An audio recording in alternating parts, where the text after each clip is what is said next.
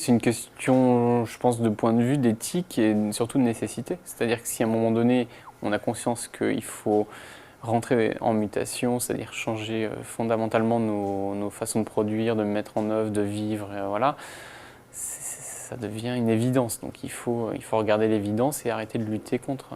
Voilà. Donc c'est pour ça que je pense que les industriels, notamment de certains isolants, devraient tourner la page de ce qu'ils ont fait et se mettre à la page actuelle.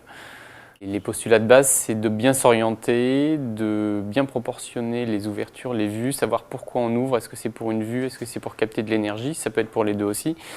De bien isoler le bâtiment, bien le ventiler, le rendre étanche à l'air, garder de l'inertie.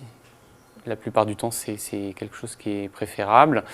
Et puis, effectivement, après, nous, dans notre conception, vient dans un second temps la technique, donc des panneaux solaires, des systèmes de ventilation double flux ou autres systèmes de chauffage, par exemple en aérothermie, en géothermie, en chaudière gaz basse température à condensation, enfin tous ces systèmes qui font qu'on produit une partie de l'énergie gratuitement.